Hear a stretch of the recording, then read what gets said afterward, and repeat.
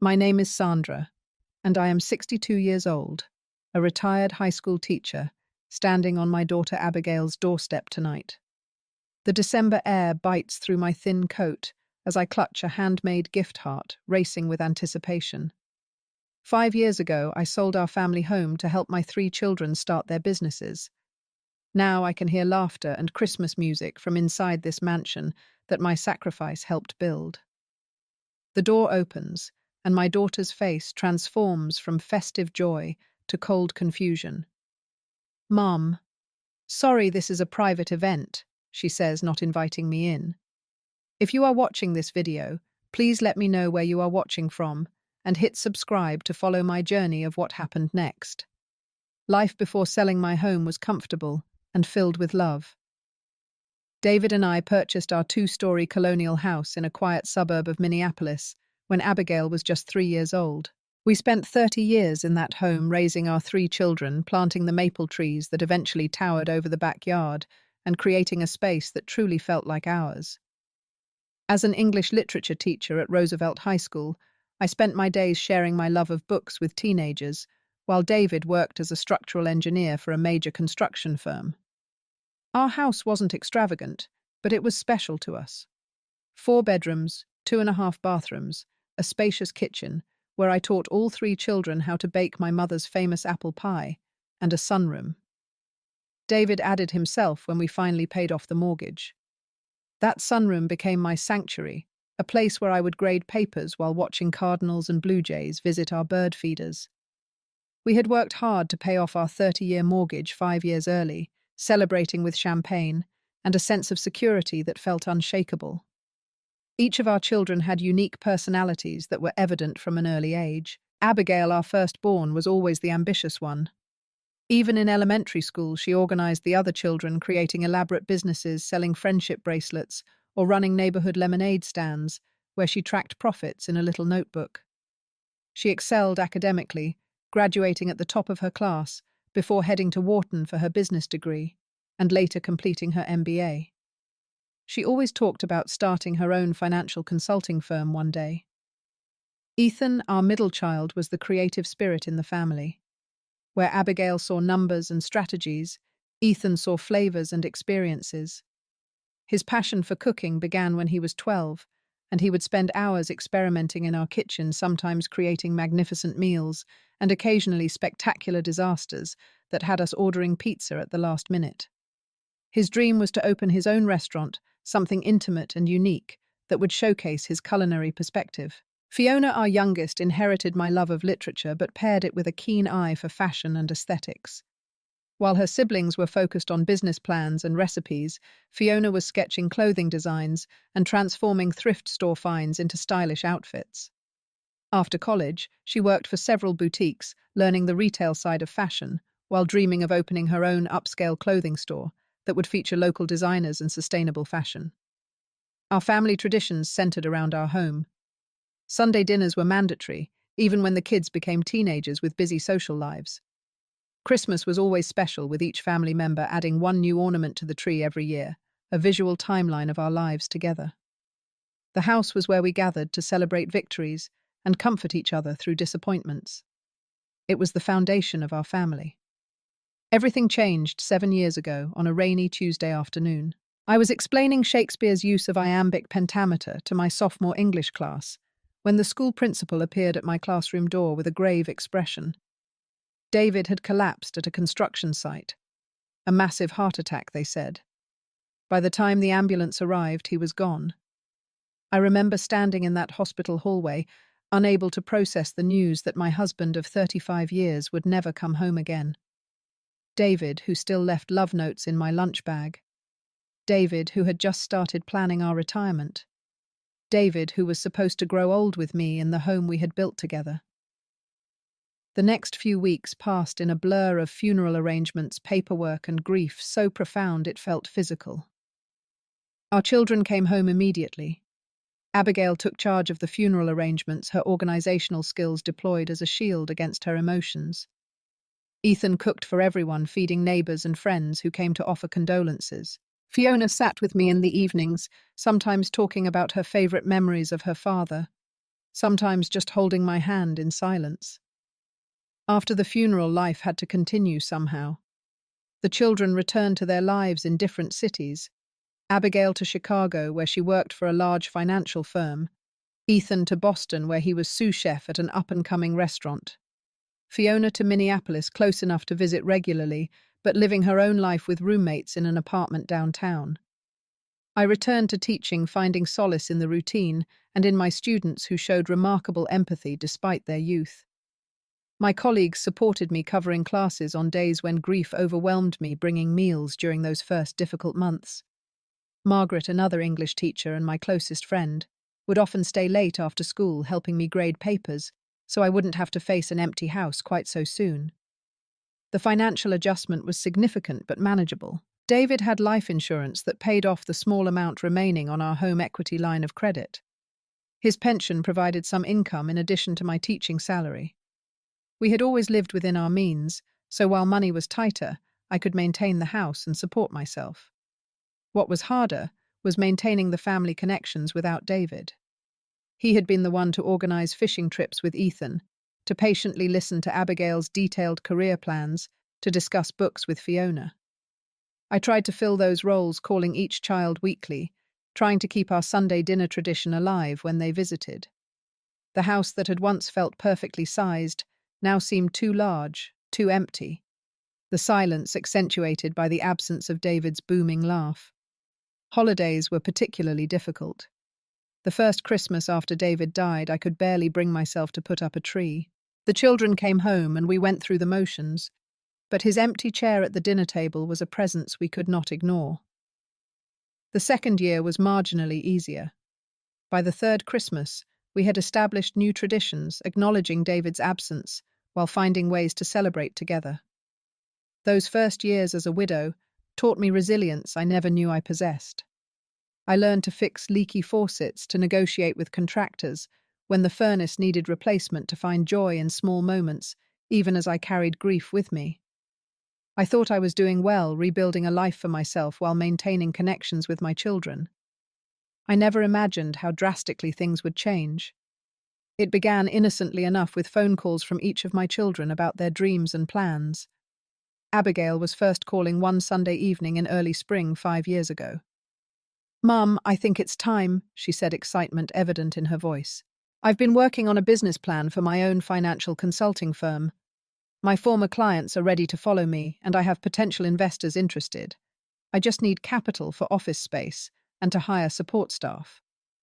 She explained her vision in detail, Abigail Preston. Financial strategies targeting small to mid-sized businesses that needed personalized financial guidance. Her plan was thorough, as I would expect from her. The only obstacle was startup capital. She needed approximately $200,000. "Have you approached banks about a business loan?" I asked. "Yes, but they want more collateral than I can provide. And with the interest rates, it would take years longer to turn a profit," she explained. "I know it's a lot to ask, Mum, but would you consider helping? I promise I'll make it worth your while. When the company takes off, I'll make sure you're comfortable for the rest of your life." 2 weeks later, Ethan called with similar news. After years as a sous chef, he had found the perfect location for his own restaurant in Boston's South End. The previous owner was retiring, and the space had most of the equipment already. He just needed startup capital. "It's the opportunity of a lifetime, Mom," he said, passion evident in every word.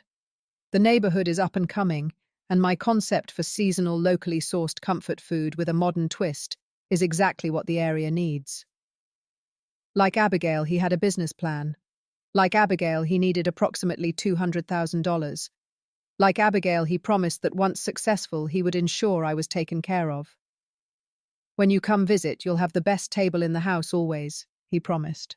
"And once we're profitable, I'll help you renovate that kitchen you've always wanted to update." Fiona's call came just days after Ethan's. She had found retail space in an upscale shopping district in Minneapolis. The rent was high, but the location guaranteed foot traffic from exactly the clientele she wanted to attract. She had connections with local designers ready to consign their pieces and had developed relationships with sustainable fashion brands willing to work with a new boutique. "Mum, everything is falling into place," she gushed. I even have a name: Fiona's Finds. The space is perfect with huge windows for displays and enough square footage for a small alterations area in the back. I just need help with the initial investment. The amount she needed, $200,000. I know it's a lot, she acknowledged, but think of it as an investment. Once the store is established, you'll never have to worry about money again. Plus, you'll have a lifetime discount on clothes. 3 children, 3 dreams, $600,000 needed.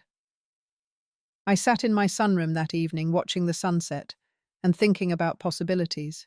The house had been appraised recently when I refinanced to get a better interest rate. Its value had increased significantly due to the desirable neighborhood and the improvements David and I had made over the years. According to the appraisal, I could sell for around $700,000. I called Margaret the next day, inviting her over for coffee to discuss the situation. "You're considering selling the house?" she asked, surprise evident in her voice. "Sandra, this is your home. It holds all your memories with David." "I know," I said, watching cardinals at the bird feeder David had built. "But the memories are in my heart, not just in these walls. And what good is holding on to a house if I could help my children achieve their dreams?" Margaret wasn't convinced. "Where would you live? Have you thought about that? Real estate prices have skyrocketed, and even with the money from selling this place, after giving $600,000 to your kids, what would you have left?" "I've thought about it." I assured her, though perhaps not as thoroughly as I should have. "I could rent a small apartment. I don't need much space now that I'm alone. And the kids have all promised to make sure I'm taken care of once their businesses are successful." For several nights I lay awake thinking about the decision before me. I wandered through the house, touching door frames where we had marked the children's heights, running my fingers over the banister David had restored, sitting in the kitchen, where we had shared thousands of meals. Was I ready to leave this all behind? I prayed for guidance, asking David for a sign if he was somehow able to give one. The next morning, I found a forgotten photo album in the back of the closet. Opening it revealed pictures of David and me when we first bought the house, young and excited about the future we would build. I thought about the dreams we had shared and realized that helping our children achieve their dreams would be exactly what David would want me to do. The following weekend, I invited all 3 children to the house for a family meeting. It was rare for all of them to be home simultaneously, now their busy lives taking them in different directions. But they all made the effort to come, perhaps sensing the importance of my request. We sat in the living room after dinner, the same room where we had opened Christmas presents, where Abigail had announced her college acceptance, where Ethan had told us he was accepted to culinary school, where Fiona had modelled her first design. "I've been thinking about your business ventures." I began looking at each of them. "All 3 of you have solid plans and passion for what you want to do. I believe in you, and I think your father would be incredibly proud of your entrepreneurial spirit." Their faces lit up with hope as they realized where this might be headed. "I've decided to sell the house," I continued.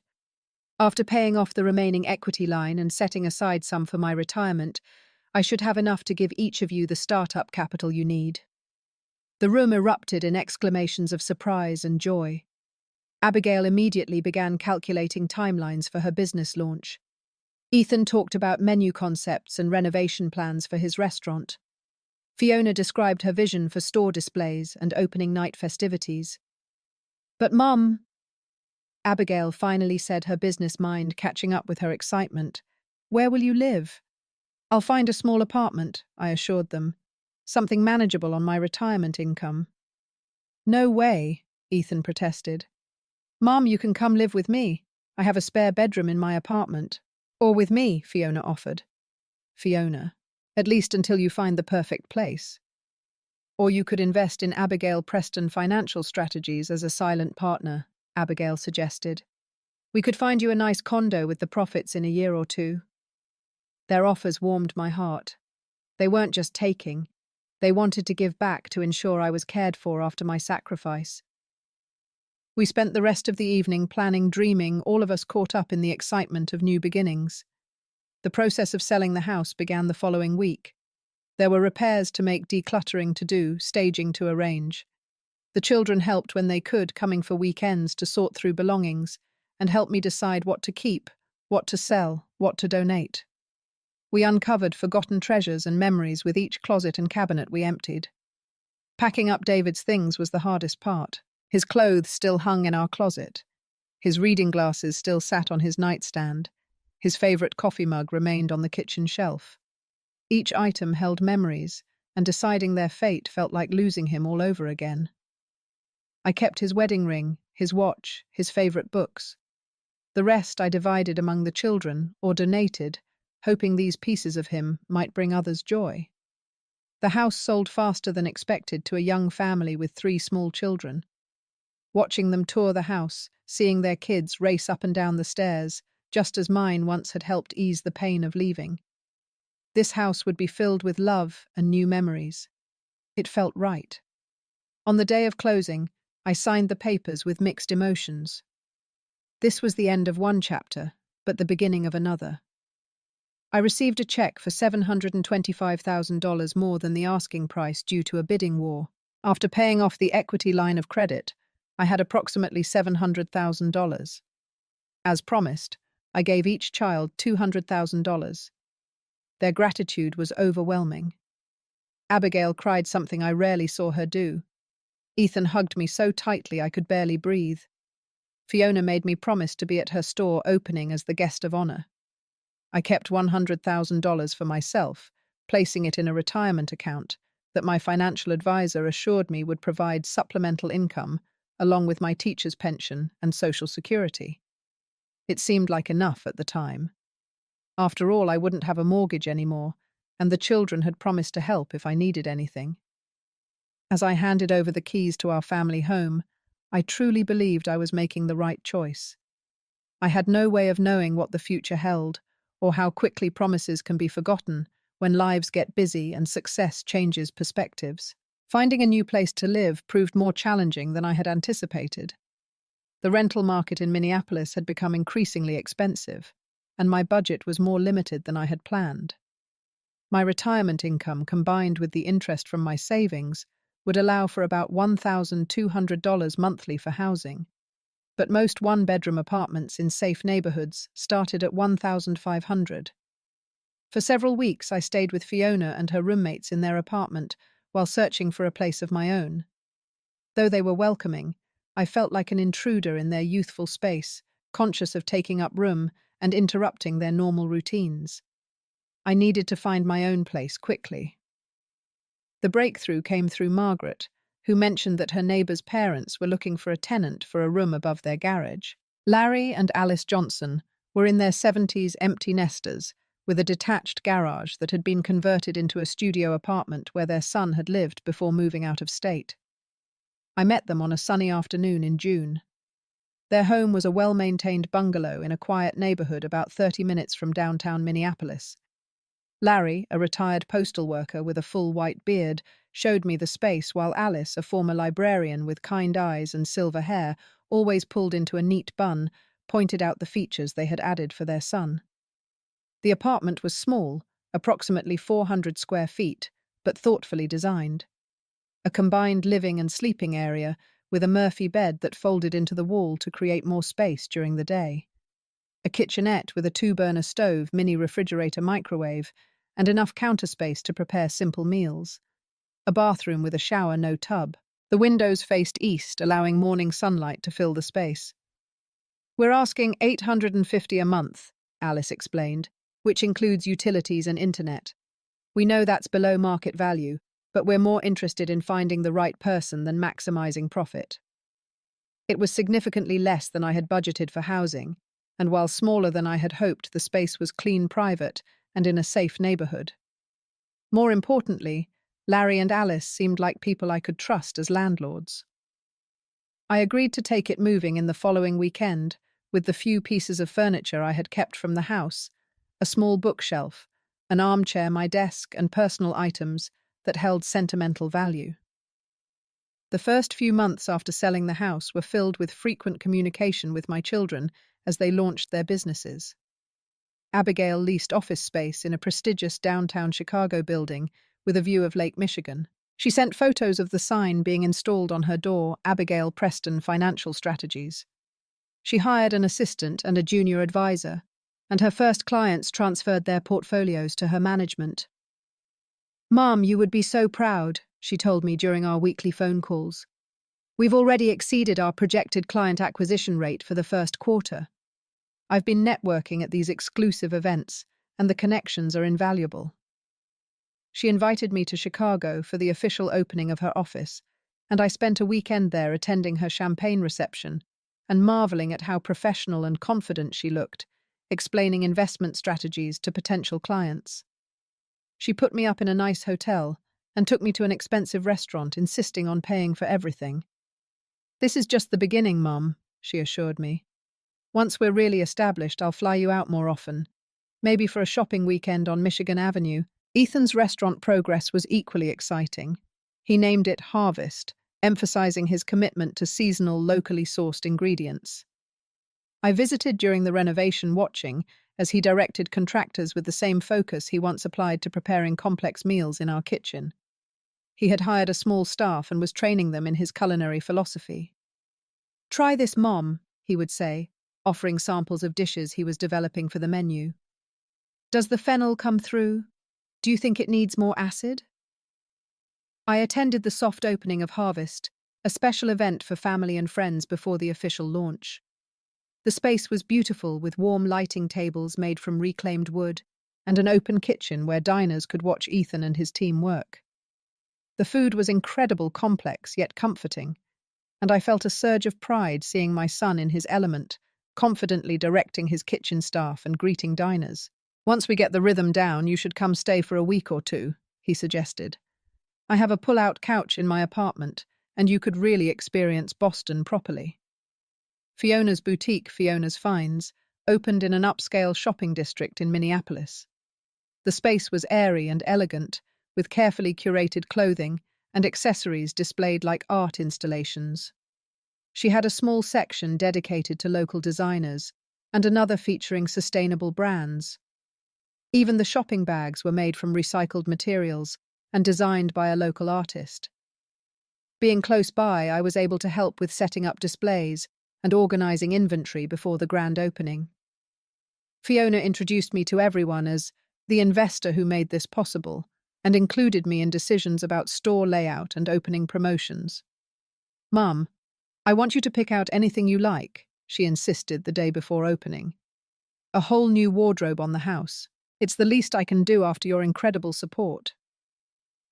During those early months, I felt validated in my decision. My children were thriving, building the businesses they had dreamed of, and they included me in their excitement.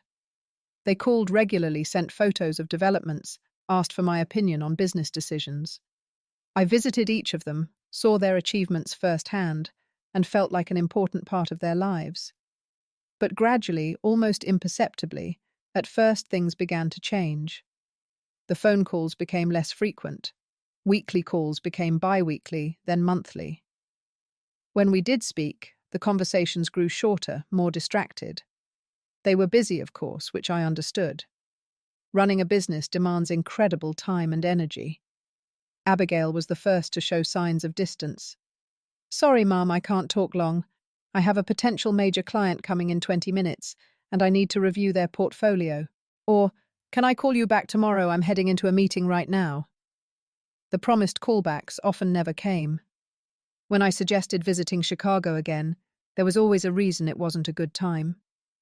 "We're in the middle of tax season, Mum. I'm working 14-hour days." Or, "I'm actually heading to New York for a conference that weekend." Ethan's communication followed a similar pattern.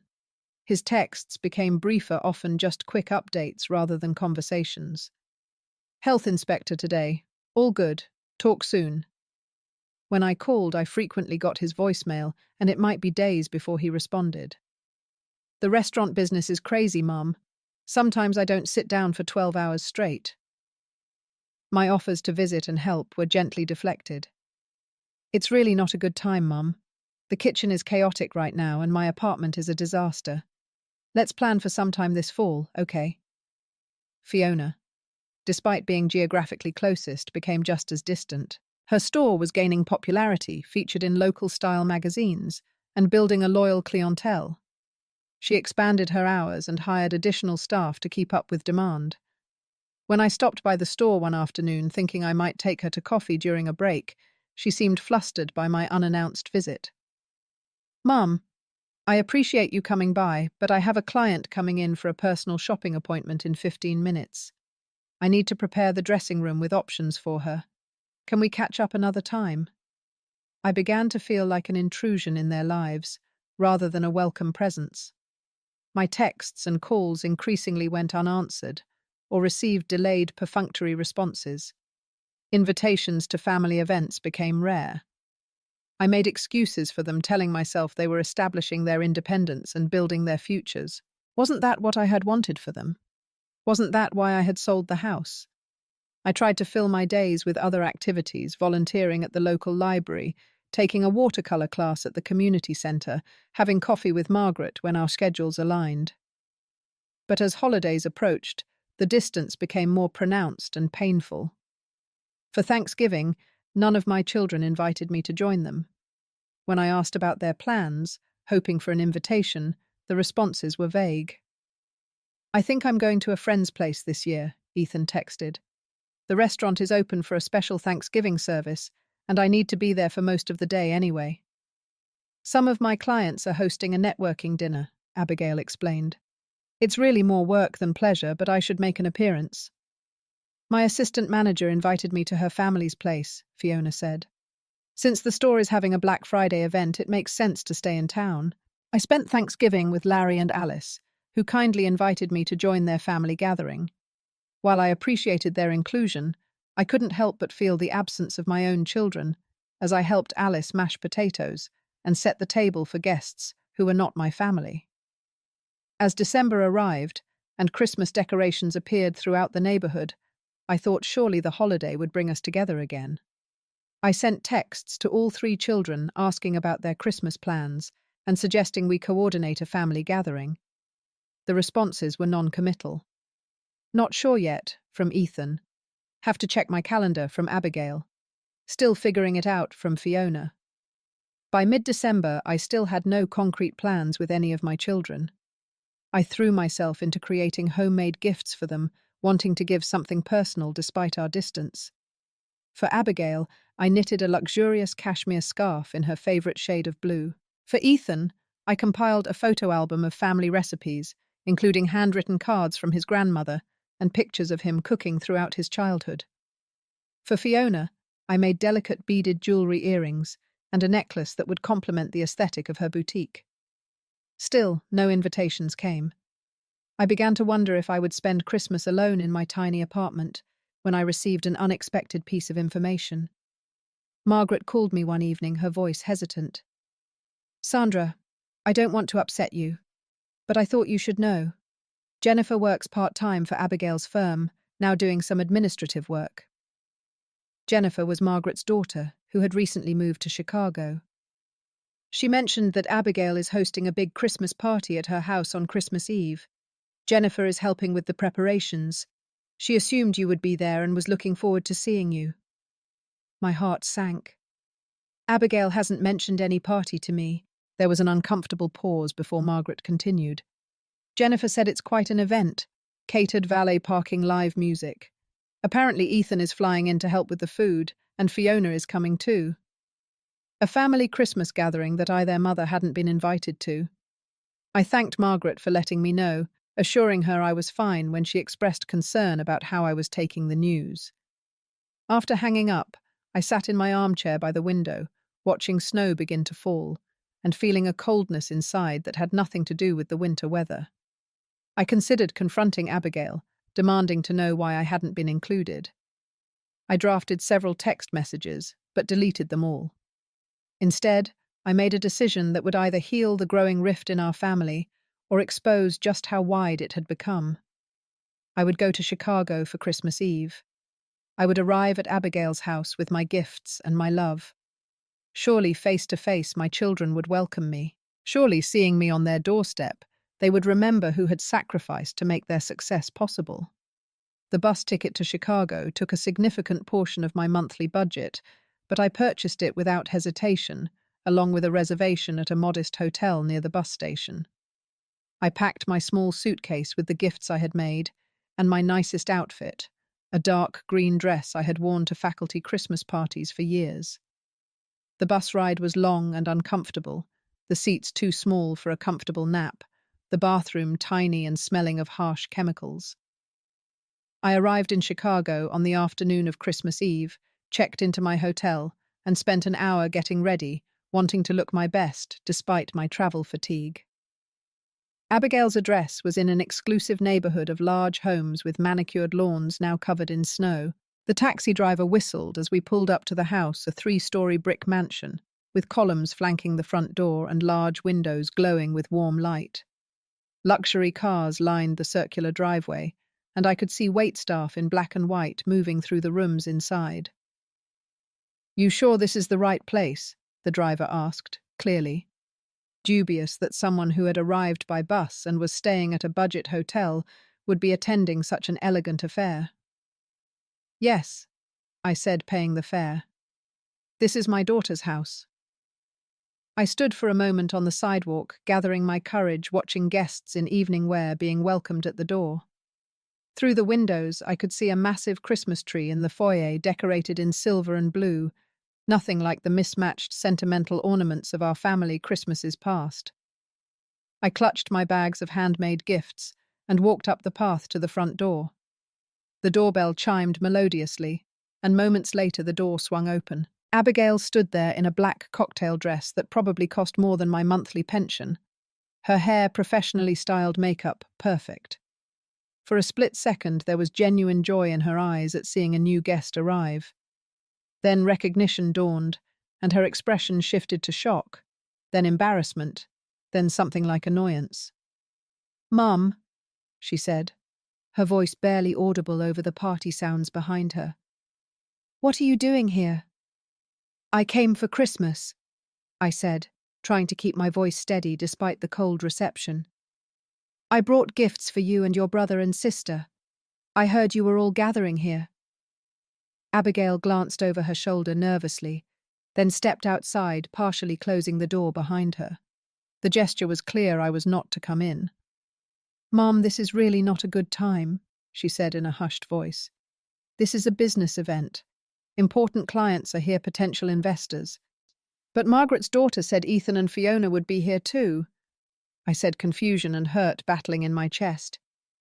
"Yes, they are, but—" Abigail hesitated, clearly uncomfortable. "Ethan is helping with the catering, and Fiona brought some items from her boutique for a charity auction portion of the evening. It's not really a family gathering." Before I could respond, the door opened wider, and Ethan appeared dressed in a chef's coat over black pants. "Abigail, the caterer, needs to know when to serve the—" His voice trailed off when he saw me. "Mum, what are you doing here?" Behind him, I caught a glimpse of Fiona arranging something on a display table. She looked up, her expression shifting from concentration to surprise when she saw me. "I came to spend Christmas with my children." I explained, my voice beginning to tremble despite my efforts to remain composed. "I thought we would be together for the holiday." Ethan looked at Abigail, clearly deferring to her in this situation. Fiona approached the door, standing just behind her siblings, forming a barrier between me and the elegant party inside. "Mum," Abigail said, her voice taking on the tone she used when explaining complex financial concepts to someone she considered less knowledgeable. "This is a private event. Professional associates, clients, people, important to our businesses. And I'm not important." The words escaped before I could stop them, raw with hurt. An uncomfortable silence fell among us. In the background I could hear laughter, the clink of glasses, Christmas music played by what sounded like a live string quartet. Through the partially open door, I could see grandchildren of people my age running across the foyer in festive outfits, other families together celebrating. "Of course you're important," Fiona finally said, though her tone lacked conviction. "It's just that this event was planned months ago very specifically for certain people. We should have explained better." "You should have invited me," I corrected, feeling tears beginning to form. I am your mother. I sold my home so you could build all this. I gestured at the mansion around us. Abigail's expression hardened slightly. Mum, please don't make this about the money. We're grateful for your help, but this evening is critical for our professional relationships. Maybe we can get together tomorrow for breakfast before you head back. It was the dismissal that broke me. Not even an invitation to stay the night in one of what must be numerous guest rooms in this enormous house. Not even a proper Christmas gathering, just a quick breakfast before sending me on my way. I see, I said, my voice barely above a whisper.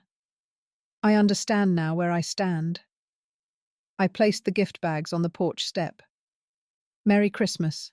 These are for you. Handmade, not expensive enough for your new lives, perhaps, but made with love. Then I turned and walked away, hearing the door close behind me before I reached the end of the driveway. No one called after me. No one ran to stop me. The message could not have been clearer. I was no longer a part of the world they had built with my sacrifice. The taxi I had asked to wait had already left, assuming I would be staying at the party. I began walking down the street, tears now flowing freely and freezing on my cheeks in the December cold. I had no idea how far I was from public transportation, but I kept walking, each step taking me further from the rejection and humiliation. My phone buzzed with a text. Abigail. Mom, I'm sorry if we upset you. This really wasn't the right time. Let's talk tomorrow. Not come back. Not I was wrong. Just another dismissal pushing the problem to tomorrow like a business meeting that could be rescheduled for greater convenience. I didn't respond. I kept walking until I found a main road where I managed to flag down a taxi to take me back to my hotel. The driver, noticing my tears, asked if I was okay. My children don't want me at their Christmas party. I said the words sounding unbelievable even as I spoke them. He shook his head sympathetically. Family can be the hardest thing during the holidays. I'm sorry, Mum. Back in my small hotel room, I sat on the edge of the bed and let myself truly cry for the first time since David died.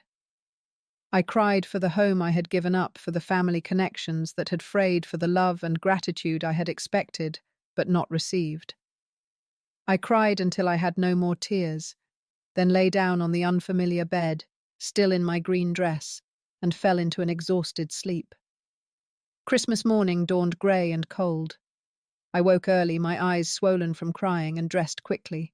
I checked out of the hotel and took a taxi to the bus station, changing my return ticket to the earliest possible departure.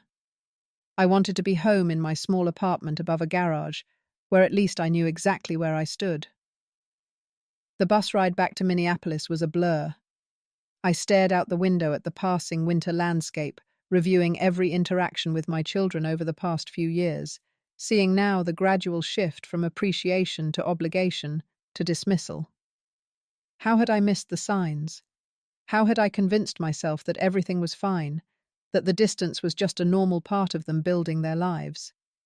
By the time the bus arrived in Minneapolis late Christmas afternoon, I had moved beyond sadness to a numb acceptance.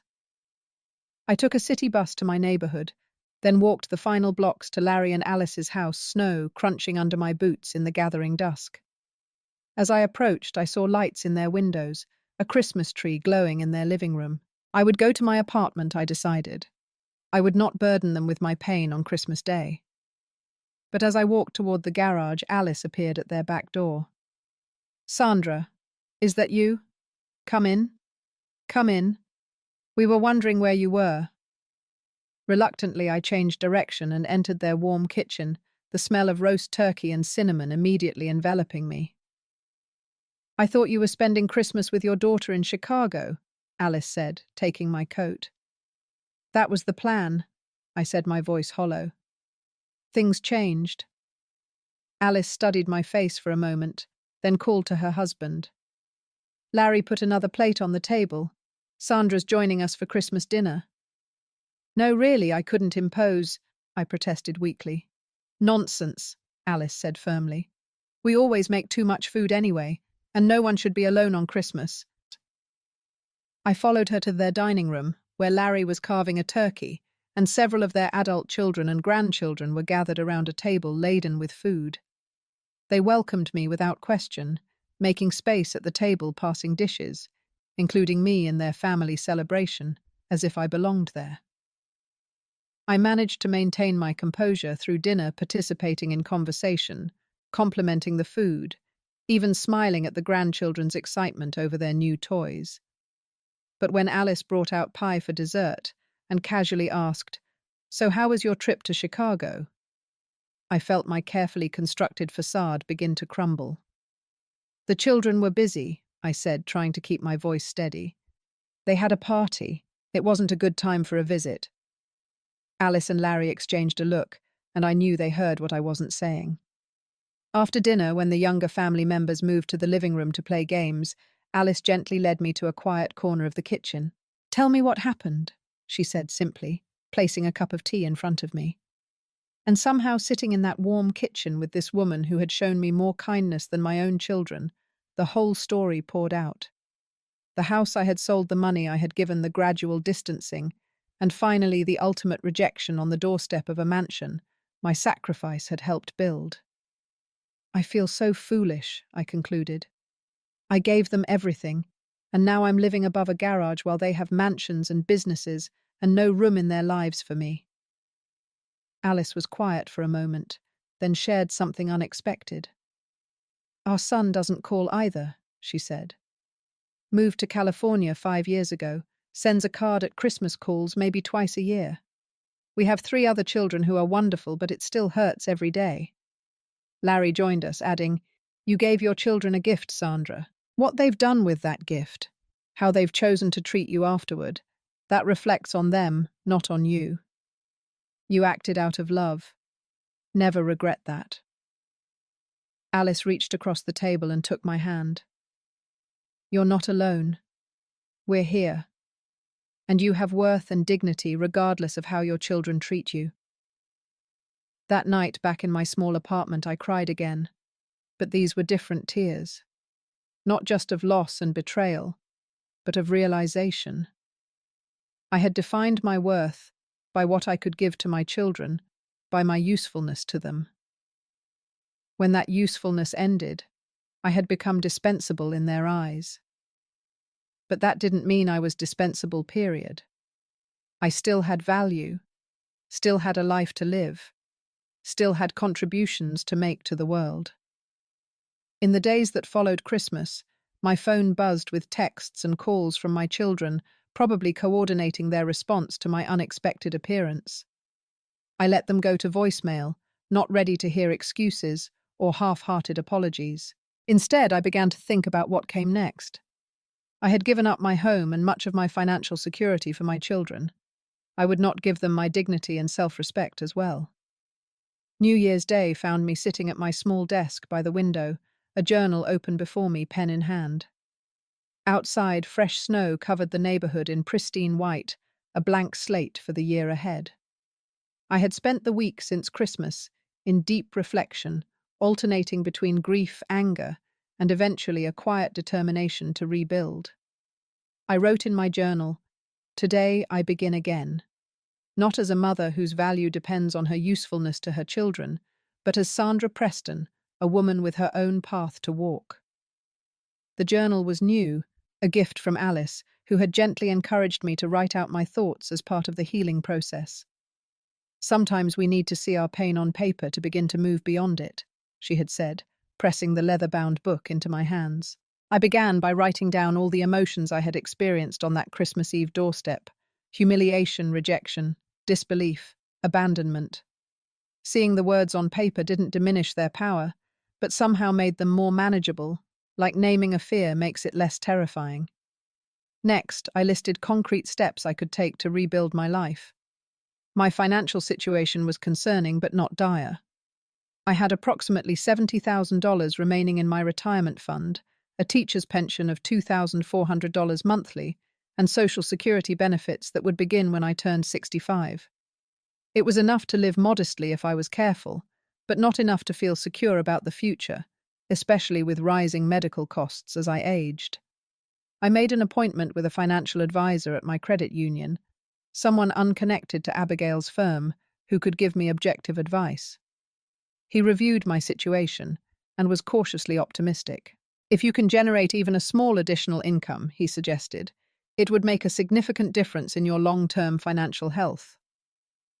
Additional income. The idea took root in my mind. Though officially retired from teaching, I still had my credentials, my experience, my knowledge. There must be ways to use these assets. I began researching online tutoring platforms, thinking I might offer English literature assistance to high school students preparing for AP exams or college applications. The pay was modest, but the hours were flexible, and I could work from my apartment. I created profiles on several sites, uploaded my credentials, and within days had my first students. Connecting with these young minds rekindled the joy I had always found in teaching. Their questions, their insights, their growth reminded me of my purpose beyond motherhood. Each session left me energized rather than drained, confirming I was on the right path. Around the same time, I discovered a notice at the community center about a writing group for seniors. Though I had never considered myself a writer beyond academic purposes, the idea intrigued me. The group met weekly, led by a retired professor from the University of Minnesota, Thomas Wilson, a soft-spoken man with thoughtful eyes and a genuine interest in each participant's work. Write what you know, he advised during the first session. Your experiences, your truths, your journey. I began with small pieces, reflections on 30 years of teaching, memories of raising children in a different era, the challenge of reinventing oneself after loss. The group's feedback was encouraging, and Thomas took particular interest in my educational perspectives. Have you considered compiling these into a book? He asked after one session. There's wisdom here that could benefit many teachers and parents. A book. The idea seemed presumptuous at first. Who was I to write a book? But the seed was planted, and I began organizing my thoughts more systematically, creating an outline for what might become lessons beyond the classroom, reflections on teaching and parenting. The writing process became therapeutic, a way to reclaim my narrative. Each evening after finishing my tutoring sessions, I would sit at my desk and write for an hour or two. Sometimes the words flowed easily. Other times I struggled to articulate complex emotions or experiences. But the discipline of showing up at the page daily gave structure to my life and purpose to my days. Parallel to these professional developments, I was slowly rebuilding my social connections. Larry and Alice had become surrogate parents in many ways, including me in family dinners and introducing me to their friends. Margaret remained a steadfast presence, meeting for coffee weekly and providing the honest feedback of a true friend. You seem stronger, she observed about 2 months after Christmas. There's a light back in your eyes. Through the writing group, I met others who understood the challenge of reinvention in later life. Patricia, a widow who had started a successful garden design business at 60. Robert, who was learning computer programming to create educational games for his grandchildren. Helen, who had overcome a stroke and now volunteered teaching literacy to adult learners. Their stories inspired me, reminding me that setbacks could be preludes to new beginnings. Thomas, the writing group leader, began stopping by the coffee shop after our sessions to continue conversations about literature and education. Our discussions ranged widely from the relevance of classic texts in modern classrooms to the impact of technology on student writing. I found myself looking forward to these conversations, enjoying the intellectual stimulation and the growing connection. Would you consider reviewing a paper I'm submitting to an educational journal? He asked one evening. Your practical experience would provide valuable perspective. This led to regular collaborations, his academic background complementing my classroom experience. We began co-authoring articles for educational publications, bringing together theory and practice in ways that resonated with teachers. Each published piece added to my growing confidence and provided modest but welcome additions to my income. Online tutoring expanded as well. Word of mouth among parents led to more students, and I began specializing in helping high-achieving students develop their analytical writing skills.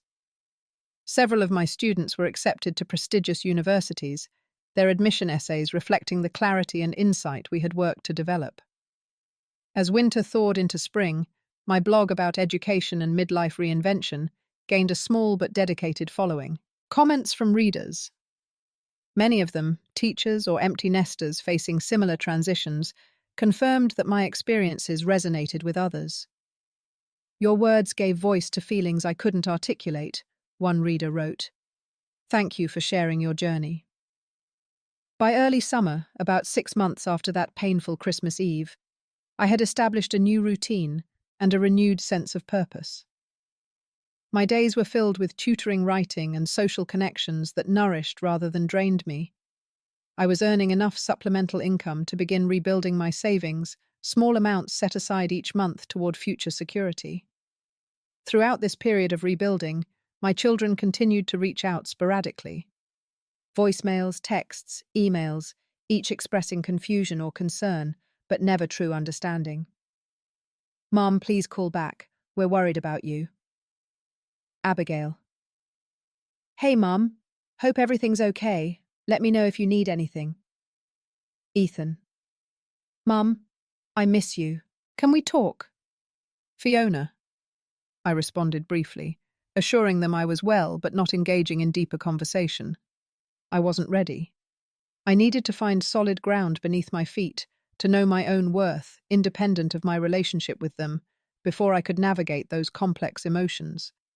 Some might view this as punishment, making them worry to hurt them as they had hurt me. But it wasn't that. It was self-preservation, a necessary boundary while I healed and rebuilt. I couldn't give from an empty well, couldn't establish healthy relationships from a place of dependency. Alice understood this intuitively. "They need to see you as a whole person," she said one evening, as we sat in her garden watching fireflies emerge in the twilight. "Not just as a mother who exists to support their dreams." Larry put it more bluntly. "Kids sometimes need to learn the hard way that parents are people too, with feelings, with limits, with their own lives to live." In July, an unexpected opportunity arose. A publisher who had read some of my educational articles contacted me about expanding my blog posts into a full-length book. The advance was modest, but the validation was enormous. My experiences, my perspective, my voice had value beyond my immediate circle. The book project gave structure to my writing, pushing me to organize my thoughts more rigorously and expand on themes I had only touched on in shorter pieces. Thomas offered to help with editing our collaboration, deepening through the process. "This is important work," he told me one evening as we reviewed chapters at a local cafe. "You're building a bridge between generations of educators." Our professional relationship had gradually evolved into something more personal. Thomas began inviting me to concerts, museums, theatre performances, cultural experiences that enriched my world and reminded me there was life beyond past hurts. At 68, he had been widowed for nearly a decade and understood the journey of rebuilding after loss. In early fall, I took another significant step. I found my own apartment. While Larry and Alice had been wonderful landlords and friends, I needed a space that was truly mine, chosen by me, reflecting my new identity. The one-bedroom apartment was in a quiet building with a small balcony where I could grow herbs and flowers and a dedicated office space for writing and tutoring. Moving day brought mixed emotions. Larry and Alice helped, insisting on assembling furniture and hanging curtains, despite my protests that I could manage. "You're not getting rid of us that easily," Alice teased. "We're still going to expect you for Sunday dinners." As I arranged my belongings in the new space, I realized how few possessions I had brought from my former home.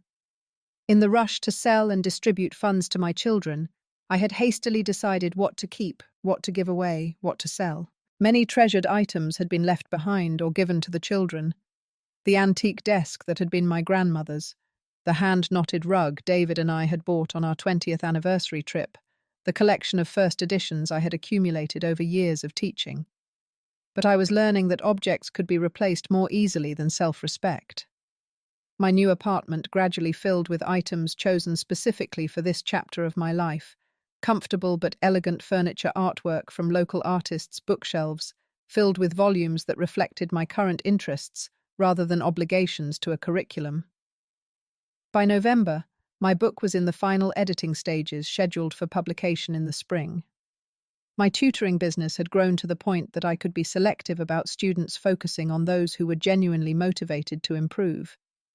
My blog had attracted attention from educational conferences, resulting in invitations to speak at teacher development events. And then, almost exactly a year after that painful rejection, came the first tentative steps toward reconciliation with my children. It began with Ethan, who sent a text that was different from his previous attempts at contact. "Mom, I saw your name in a culinary education journal. The article about using literature to understand food cultures. It was brilliant. I've been using some of your ideas with my kitchen staff. I'm so proud of what you're doing." Not just checking in, not asking why I wasn't responding more fully. Actually seeing me acknowledging my work, my contribution beyond my role as his mother. I responded more fully than I had to previous messages. "Thank you, Ethan. That means a lot." The article was part of a larger project I've been working on.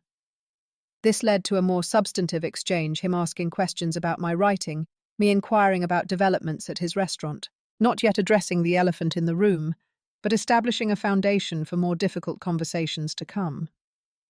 Abigail's moment of recognition came through professional channels. Her firm subscribed to several financial publications, one of which had interviewed me about education financing and long-term planning for teachers.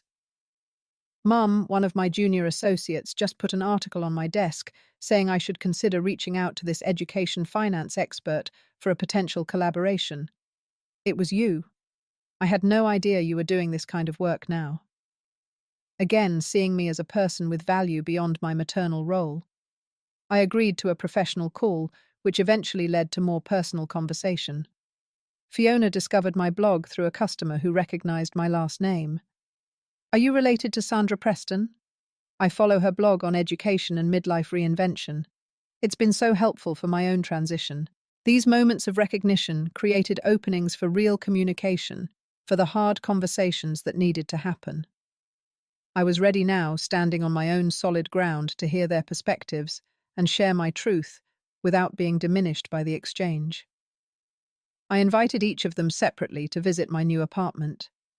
These individual conversations were painful but necessary, each child bringing their own perspective, their own defenses, their own growing awareness of what had happened.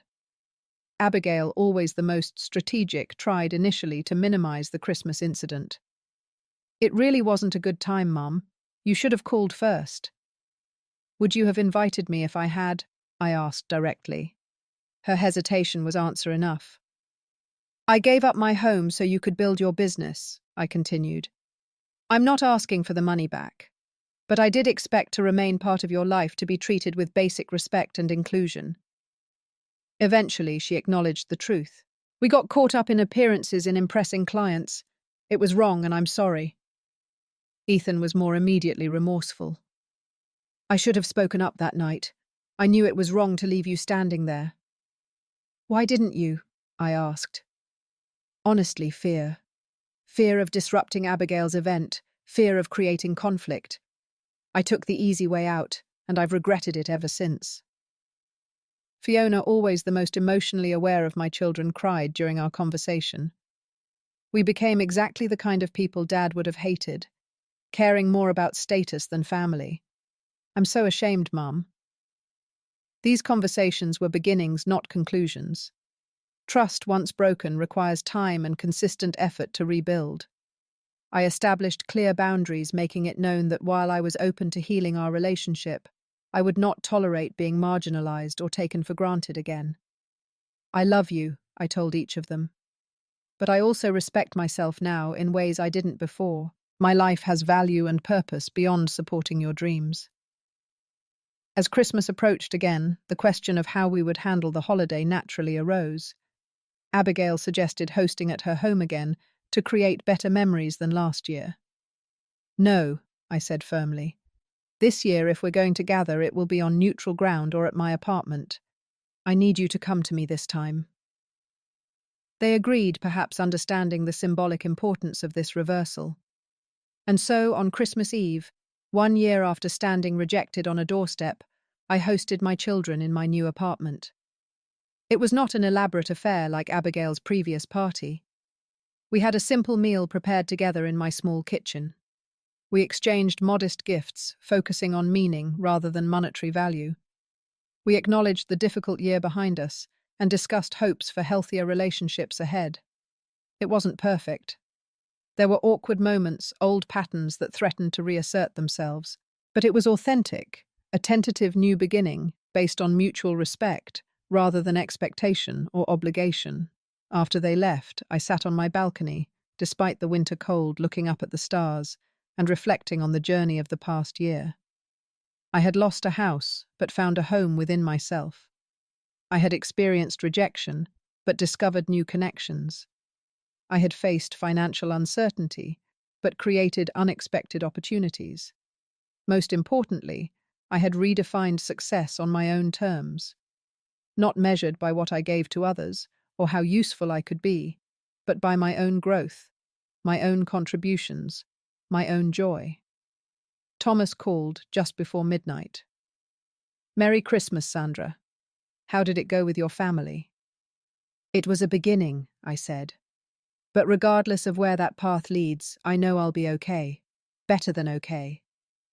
And in that moment, looking at the stars from my small balcony, I knew it was true. The greatest gift I had given myself this year was not the apartment or the book deal or the new relationships. It was the profound understanding that my value had never depended on what I could provide to others. It had always been inherent in who I was, waiting for me to recognize and claim it. The journey hadn't ended. There would be more challenges, more growth, more complex emotions to navigate with my children and in my new endeavors. But I would face them as Sandra Preston, a woman who had learned to write her own story, rather than existing as a supporting character in someone else's. As one year ended and another prepared to begin, I felt something I hadn't experienced in a very long time: anticipation. Not anxiety about the future or regret about the past, but genuine curiosity and excitement about the chapters yet to be written. My story wasn't over. In many ways, the most interesting parts were just beginning. Have you ever had to redefine your relationship with family members after a painful experience? How did you maintain your dignity while also opening the door to healing? Please share your thoughts in the comments below, and if this story resonated with you, consider subscribing to hear more journeys of resilience and reinvention. Remember, it is never too late to start a new chapter in your life story. Thank you for listening, and may you find the courage to write your own path forward, whatever challenges you might face.